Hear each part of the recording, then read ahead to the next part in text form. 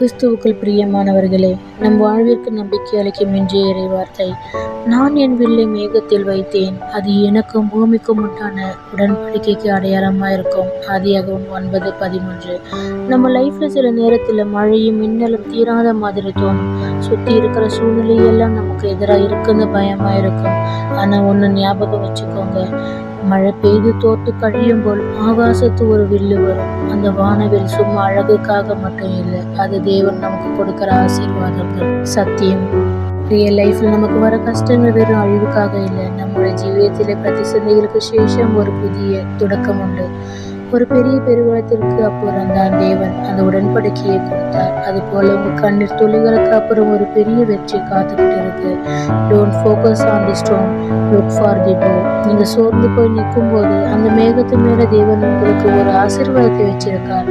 தெய்வத்தினுடைய வாக்தானம் ஒருக்கிலும் வியர்த்தமாவில்லை. சோதனைகள் மாறப்போகுது, உங்க வாழ்க்கையில விடியல் பிறக்க போகுது. விசுவாசத்தோட இருங்க. மேகங்களுக்கு நடுவில் உங்க வில் காத்து கொண்டு இருக்கிறது. ஆமென்.